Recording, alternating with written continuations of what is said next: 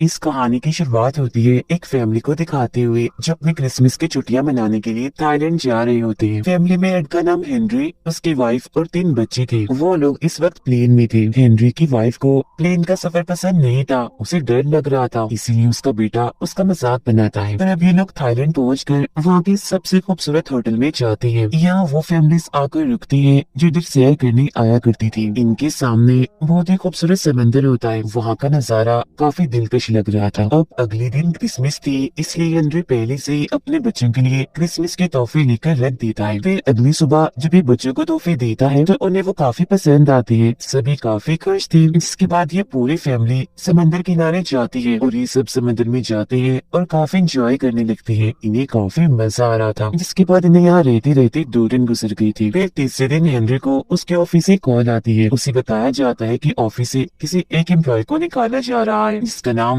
बहुत जल्द बता दिया जाएगा। ये सुनकर उसे काफी फिक्र होने लगती है। That can only really mean one thing. इस बारे में वो अपनी वाइफ को भी बताता है, जो सुनकर वो कहती है कि हमें वापस चलना चाहिए। जिस पर हेनरी कहता है, हम यहाँ छुट्टियां गुजारने आए हैं, हमारे बच्चे भी काफी खुश हैं, तो हम इस ट्रिप को बीच में छोड़ के नहीं जा सकते। ये कहते वो अपने बच्चों के साथ खेलने के लिए चला जाता है। फिर वो आसमान में देखता है कि बहुत सारे पंछी एक साथ हवा में उड़कर कहीं दूसरी तरफ जा रहे हैं। जमीन भी अचानक एकदम से कांपने लगती है, जो देख वो लोग समझ जाते हैं कि जरूर कोई गड़बड़ है और कोई बड़ी मुसीबत आने वाली है। और फिर अगले ही पल समंदर से बहुत ही बड़ी लहर आती है, जो सब कुछ तबाह करती हुई तेजी से आगे बढ़ रही थी और पूरी जगह को उसने अपने लपेट में ले लिया था। साथ ही बहुत सारे लोगों को भी अपने साथ बहाकर वो ले गई थी। हर तरफ पानी ही पानी और तबाही होती नजर आ रही थी। दरअसल ये सुनामी था, इन्हें समंदर में तूफान का आना, जो अब यहाँ आ गया था और हर तरफ तबाही मचाता जा रहा था। हम हेनरी की वाइफ को देखते हैं जो एक पेड़ से लिपट कर खड़ी थी ताकि वो पानी के बहाव से आगे न बह जाए। वो अपने फैमिली को आस पास देख रही होती है,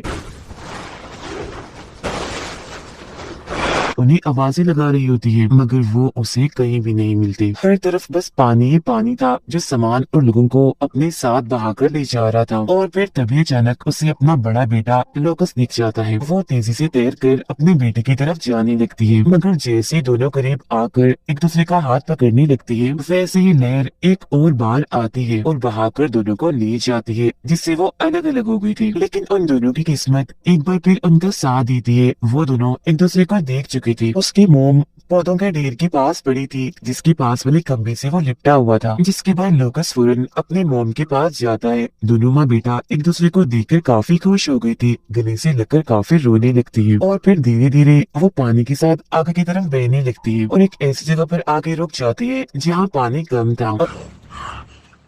अब यही हमें पता चलता है कि लोकस के मोम का पाँव काफी जख्मी है, उस पर गहरा कट है जिससे तेजी से खून निकल रहा है। मगर वो इस बारे में अपने बेटे लोकस को नहीं बताती, क्योंकि वो नहीं चाहती थी कि उसका बेटा उदास और परेशान हो जाए। अब तभी लोकस को एक बच्चे के रोने की आवाज आती है, जिसे जैसे ही बचाने के लिए वो जाने लगता है तो उसकी मोम उसका हाथ पकड़ लेती है और कहती है कि तुम मत जाओ मेरी जान, मैं पहले ही अपने हस्बैंड और 2 बच्चों को खो चुकी हूँ, तो मैं नहीं चाहती कि मैं अब तुम्हें भी खो दूँ। जिस पर वो कहता है, मोम मुझे कुछ नहीं होगा, मैं उसे बचाकर ले आऊंगा, वो कितना छोटा सा बच्चा है, मुझे तरस आ रहा है उस पर। वैसे भी हमें जरूरतमंद हर इंसान की मदद करनी चाहिए। जिसके बाद वो उस बच्चे को बचा लेता है जो झाड़ियों के नीचे पड़ा रो रहा था। वो उसे अपने पेट पर बिठाकर वहाँ से जाने लगता है। उसकी मोम भी उसके पीछे ही थी। वो उस छोटे से बच्चे को एक पेड़ पर चढ़ा देता है। वो अपनी मोम को भी ऊपर चढ़ाने की कोशिश करता है, मगर उससे चढ़ा ही नहीं जा रहा था, क्योंकि उसके पैर में जो चोट थी वो काफी दर्द कर रही थी, खून भी निकल रहा था, तो उसे मसला हो रहा था ऊपर चढ़ने में।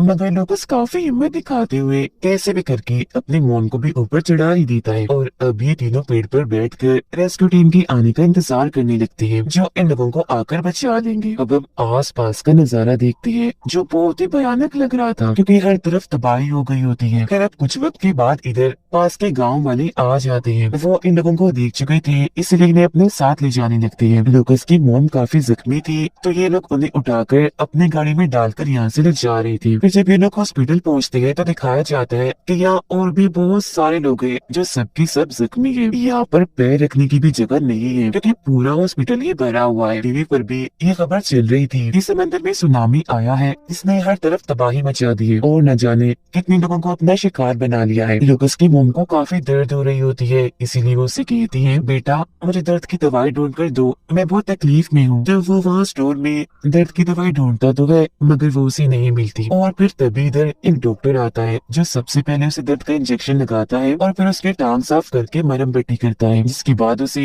बाकी मरीजों के साथ रख दिया जाता है। मगर अभी भी उसकी तबीयत पूरी तरह ठीक नहीं होती। उसे तभी अचानक से उल्टी हो जाती है क्योंकि दरअसल जब पानी उसे बहाकर ले गया था तब उसके पेट में पानी के साथ साथ गंदगी में चली गई थी, इसलिए उसे उल्टी हो गई।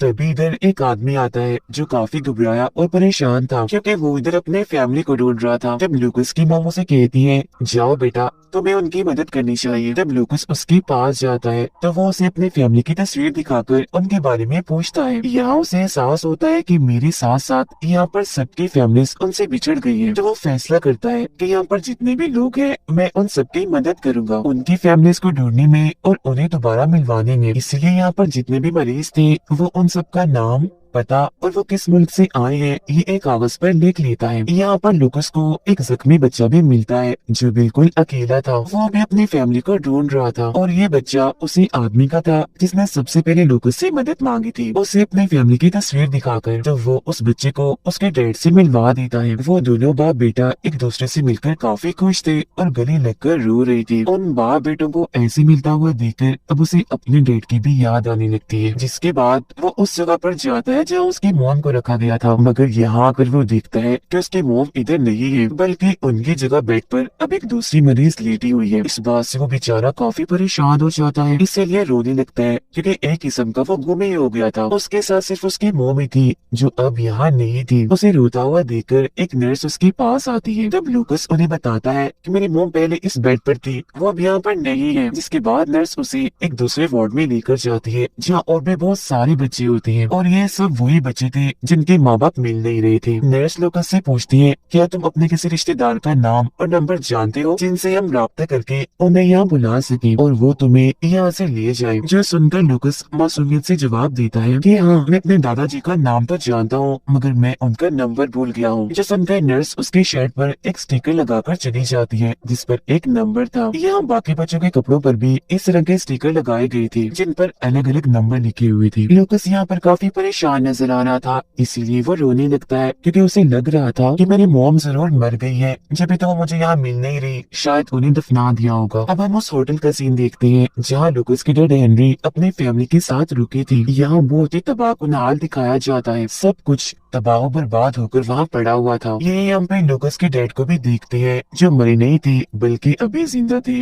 वो बस काफी जख्मी हो गई थी। वो उठते हैं और आसपास अपने फैमिली को ढूंढने लगते हैं। वो उन्हें आवाज भी लगाते हैं मगर जाहिर है इधर कोई नहीं था तो आगे से उन्हें कोई जवाब नहीं आता। इधर अब हेलीकॉप्टर्स भी आने लगते हैं जो लोगों को बचा बचा कर यहाँ से ले जा रहे थे मगर हेनरी यहाँ से जाना नहीं चाहता क्योंकि वो कैसे भी करके अपने फैमिली को ढूंढना चाहता है। वो उन्हें लिए बगैर यहाँ से जाना नहीं चाहता। अपने फैमिली को ढूंढते हुए वो होटल के उस कमरे में जाता है जहाँ वो रुका था। वो काफी जख्मी था तो किसी चीज से टकराकर वो नीचे गिर जाता है। नीचे ही लेटे लेटे वो दोबारा से अपनी फैमिली को आवाज लगाता है जहाँ तभी ऊपर टूटी हुई छत से उसके दोनों बच्चे उसे देखने लगते हैं जो अभी भी जिंदा थे और अब ये तीनों बाप बेटे तो आखिरकार मिल गए थे। बच्चे जल्दी से अपने डैड के पास आते हैं। हेनरी उनसे कहता है, मेरे बच्चों तुम इस हेलीकॉप्टर के साथ चले जाओ, मैं तुम्हारे मॉम और तुम्हारे भाई लूकस को लेकर बाद में आ जाऊंगा। जिस पर छोटा बेटा बड़ी मासूमियत से कहता है, पापा नहीं, मुझे आपके साथ रहना है, मुझे नहीं जाना, मुझे बहुत डर लग रहा है। मगर हेनरी उन्हें समझाता है और यहाँ से भेज देता है। जिसके बाद वो अपने बेटे लूकस और अपनी वाइफ को ढूंढना शुरू कर देता है। उसे ढूंढते ढूंढते रात हो गई थी मगर अब तक उसकी वाइफ और बेटे का कोई अता पता नहीं था। वो बेचारा काफी जख्मी भी था और फिर तभी जब वो सड़क पर जाता है तो अचानक उसके सामने गाड़ी आ जाती है और जब वो लोग ये देखते हैं कि हेनरी काफी जख्मी है, उसका खून बह रहा है, तो फौरन उसे एक कैंप में लिए जाते हैं जहाँ जख्मी लोगों का इलाज किया जा रहा था। यहाँ उसे एक आदमी मिलता है जो मायूस होकर वहाँ बैठा हुआ था क्योंकि उसकी फैमिली भी खो चुकी थी। वो बताता है कि मेरी पूरी फैमिली उस समंदर पर गई थी जबकि मैं होटल में था, और जब सुनामी आया तो उसके बाद वो मुझे नहीं मिली। तब यहाँ हेनरी भी बताता है कि मेरी वाइफ और बेटा भी लापता है, मैं भी उन्हें ही ढूंढ रहा हूँ, मगर मैं ये नहीं जानता कि वो जिंदा भी है या नहीं। यहाँ पर दरअसल सारे लोग वही थे जिनके फैमिलीज उनसे अलग हो गई थी, और सुनामी भी क्योंकि काफी खतरनाक थी तो किसी को भी ये पता नहीं था कि उनके फैमिली के लोग जिंदा भी है या नहीं। बेचारे वहाँ मुंह लटकाए उदास बैठे अपनी अपनी फैमिलीज को याद कर रही थी। उनके चेहरे से दर्द साफ नजर आ रहा था। हेनरी के सामने वाला वो लड़का कहता है मेरे पास तो फोन भी है, मैंने इसकी बैटरी बचा के रखी हुई है ताकि अगर मेरी फैमिली जिंदा हो और मुझे कॉल करने की कोशिश करे तो मैं उन तक पहुंच जाऊं। तब हेनरी उससे फोन लेता है और अपने डैड को कॉल करके बताता है कि सुनामी में मेरी वाइफ और लुकस कहीं खो गई है, मैं उन्हें ढूंढने आया हूँ, वो मिल नहीं रहे। 2 बच्चे तो मिल गए हैं जो टीम के साथ है, मगर मैं हिम्मत नहीं हारूंगा, उन्हें ढूंढ कर ही लाऊंगा और घर वापस जरूर लाऊंगा। ये बातें करते करते वो जज्बाती हो जाता है, इसलिए फूट फूट कर रोने लगता है। तब वो उसके साथ वाला लड़का उसे संभालता है। अब कुछ देर आराम करने के बाद हेनरी उस आदमी के साथ निकल जाता है जिसने उसे मोबाइल दिया था ताकि वो उसकी फैमिली और अपनी वाइफ और बेटे को ढूंढ सके। अब हम लूकस को देखते हैं जिसके पास नर्स आती है और उसे कुछ सामान दिखाती है ताकि वो पहचान सके कि कौन सी चीज उसकी फैमिली के किसी इंसान की है, मगर जब वो सामान को देखता है तो वो उसकी फैमिली के किसी भी फर्द का नहीं होता। अब इसके बाद उसे कमरे में ले जाया जाता है जहाँ और कोई नहीं बल्कि उसकी मॉम थी जो मरी नहीं थी बल्कि अभी जिंदा थी। लूकस जब अपनी मोम को देखता है तो उसकी जान में जान आती है। वो फौरन अपनी मोम से लिपट जाता है, मगर उसकी मोम की हालत ठीक नहीं थी बल्कि पहले से भी काफी खराब थी। उसके मुंह पर ऑक्सीजन लगा हुआ था। लूकस अपनी मोम के पास बैठ जाता है और उनका हाथ पकड़ के कहता है कि आप मुझसे वादा करें कि आप मुझे कभी अकेला छोड़ के नहीं जाएंगे। और अब लूकस को बताया जाता है कि असल में तुम्हारी मॉम को सर्जरी की जरूरत थी, इसीलिए हम इन्हें वहाँ से निकाल कर यहाँ ले आए, मगर गलती से रिपोर्ट तब्दील हो गई, इसीलिए हम तुम्हारी मॉम के बारे में तुम्हें कुछ नहीं बता पाए। और अब तुम्हारी मॉम को एक सर्जरी की जरूरत है जिसके बाद वो शायद बिल्कुल ठीक हो जाए। उधर हेनरी और उसके साथ वाला आदमी लगातार अपनी अपनी फैमिलीज को ढूंढ रहे होते हैं। ये एक एक करके हर हॉस्पिटल हर कैंप में जाते हैं जहाँ लोगों को रखा गया था, मगर कहीं भी इन्हें अपनी अपनी फैमिलीज नहीं मिलती। और अब हेनरी उस हॉस्पिटल में पहुंच ही जाता है जहाँ उसकी वाइफ और उसका बेटा लूकस है। लूकस की मम्मी से कहती है कि बेटा जाओ और मेरे लिए पानी लेकर आओ, मुझे बहुत प्यास लग रही है। तब वो अपनी मॉम के लिए पानी लेने बाहर जाने लगता है जहाँ उसके डैड भी है। अब ये दोनों एक दूसरे के आस पास ही थी, मगर बदकिस्मती से देख ही नहीं पाती। जिसके बाद हेनरी उस जगह पर भी आता है जहाँ उसकी वाइफ है, मगर क्योंकि वो पर्दे के पीछे थी इसलिए उसे देख ही नहीं पाता। अब उन्हें लगता है कि मेरी फैमिली इधर नहीं है, इसीलिए वो हॉस्पिटल से बाहर निकलने लगते हैं। और फिर तभी लूकस जो ऊपर खड़ा पानी ले रहा था अपने डैड को पीछे से देखकर पहचान लेता है। उन्हें देखकर वो फौरन भागने लगता है उनके पास जाने के लिए, मगर तब तक उसके डैड भीड़ में कहीं खो जाते हैं। दरअसल यहाँ लोगों का काफी बड़ा हजूम था। अब लूकस अपने डैड को हर जगह ढूंढने लगता है, मगर वो कहीं नहीं मिल रही थी। तभी इधर उन बच्चों का ट्रक भी आ जाता है जिन्हें बचाकर ले जाया जा रहा था, जिसमें लूकस के दोनों भाई भी थे। वो दोनों बच्चे जल्दी से ट्रक से नीचे उतरते हैं। लूकस इनके पीछे से गुजर जाता है, मगर एक दूसरे को वो नहीं देख पाती। अब क्योंकि उनकी फैमिली उन्हें नहीं मिलती, इसलिए लूकस के दोनों भाई दोबारा से ट्रक में बैठ जाते हैं, जबकि हेनरी भी अपने ट्रक में बैठने लगता है। अब ये पूरी फैमिली एक दूसरे के करीब आस पास ही थी, मगर फिर भी वो एक दूसरे को देख ही नहीं पाते। इतना ढूंढने पर भी जब उसके डैड उसे नहीं मिलते तो तंग आकर लूकस जोर से अपने डैड को आवाज लगाता है, और ये आवाज उसके दोनों भाई सुन लेते हैं। वो लूकस को भी देख चुके थे, इसलिए फौरन ट्रक से उतरकर अपने भाई के पास आने लगते हैं। तीनों भाई एक दूसरे के गले मिलते हैं और बहुत खुश हो जाते हैं। और फिर तभी लोग देखते हैं कि सामने से इनके डैड भी आ रहे हैं, क्योंकि उन्होंने भी इन्हें देख लिया था। लूकस की आवाज पहले वो सुन चुकी थी। अब क्योंकि वो लोग मिल चुके थे तो काफी खुश हो जाते हैं। अब यहाँ वो आदमी जो हेनरी के साथ था अपनी फैमिली को ढूंढ रहा था, ट्रक ड्राइवर से कहते हैं कि अब हमें चलना चाहिए क्योंकि हेनरी को अब हम अपने साथ नहीं ले जा रहे, उसे उसकी फैमिली मिल चुकी है। अब इसके बाद वो लोग लूकस के मॉम के पास जाते हैं। उनकी हालत काफी खराब थी। वो अपने हस्बैंड से मिलती है और उन्हें बताती है कि मेरी हालत बहुत ही खराब है और अब मैं शायद ना ही बच पाऊँ। तब हेनरी उसे तसल्ली देता है और कहता है कि हिम्मत मत हारो, तुम जरूर बचोगी, हम तुम्हारे लिए दुआ करेंगे, हम हमेशा एक दूसरे के साथ रहेंगे एक खुशहाल फैमिली की तरह। ये बातें करते करते वो दोनों काफी जज्बाती हो गए थे, इसीलिए उनकी आंखें भर आती है। अब इसके बाद उन्हें सर्जरी के लिए ले जाया जाता है।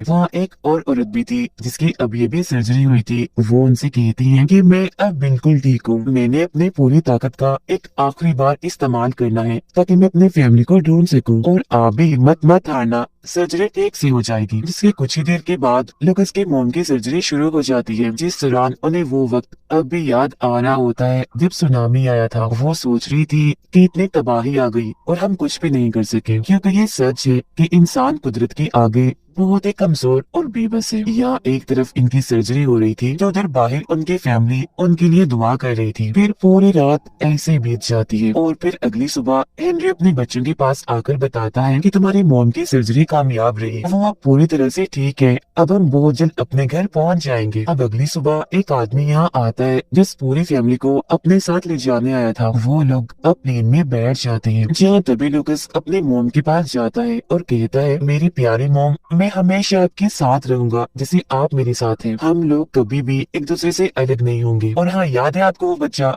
जिसको हमने सबसे पहले बचाया था, उसे भी अब उसकी फैमिली मिल चुकी है। ये सुनकर उसकी मॉम कहती है, मेरा बेटा बहुत अच्छा और बहादुर है, मुझे तुम पर गर्व है और मुझे यकीन नहीं आ रहा कि हम सब मिल गए हैं। ये कहकर वो लुकस को गले से लगा लेती है और जज्बाती होकर रोने लगती है। फिर वो प्लेन से बाहर का बुरा हाल देखती है क्योंकि हर तरफ तबाही मची हुई थी, सब कुछ तहस नहस हो गया था। यहाँ हेनरी उस आदमी के लिए भी दुआ कर रहा होता है कि उसे उसकी फैमिली मिल जाए, जिसने हेनरी की फैमिली को ढूंढने में उसकी मदद की थी और उसे अपना मोबाइल भी दिया था, क्योंकि अभी तक उस बेचारे को उसकी फैमिली नहीं मिली थी, वो लापता थी। अब जैसे इस पूरी फैमिली की हिम्मत ने, इनकी अच्छाई ने और एक दूसरे के लिए प्यार ने इन्हें मिला दिया, वैसे ये लोग चाह रहे थे कि सबको उनकी फैमिली मिल जाए, क्योंकि हर कोई अपनी फैमिली से प्यार करता है और किसी भी कीमत पर उन्हें खोना नहीं चाहता। जिससे हम समझ पाते हैं कि फैमिली आपके लिए कितनी जरूरी होती है। उनके बगैर आपका कोई वजूद नहीं होता, फैमिली के बगैर आपकी कोई अहमियत नहीं होती, और साथ ही आपके अंदर अच्छाई और अपनापन भी होना चाहिए। दूसरों के लिए आपको हर वक्त खड़े रहना चाहिए। और ये सारी सीख हमें इस कहानी से मिली। ये एक सच्ची कहानी है जिसका हादसा 2004 में हुआ था। दरअसल जिल्जिला और सुनामी आया था जिसमें तकरीबन 3 लाख लोग मारे गए थे। ये दुनिया की इतनी बड़ी तबाही थी कि इंसान इसे समझ गए थे कि इंसान चाहे कितना भी बड़ा और ताकतवर क्यों न बन जाए, कुदरत के सामने वो छोटा और कमजोर ही है। इसीलिए कुदरत के साथ छेड़छाड़ नहीं करनी चाहिए, इसके बारे में कभी सोचना भी नहीं चाहिए, मतलब अपने हिसाब से उसे बदलना नहीं चाहिए। गॉड ने सबको जैसा बनाया, हमें उसे वैसे कबूल करके उसके साथ रहना चाहिए, क्योंकि अगर हम कुदरत के साथ छेड़छाड़ करेंगे और गॉड की दी हुई चीजों को ऐसे कबूल नहीं करेंगे, ना शुक्र करेंगे, तो इसके अंजाम बहुत ही बुरे होंगे। और इसी के साथ ये कहानी इधर ही खत्म हो जाती है।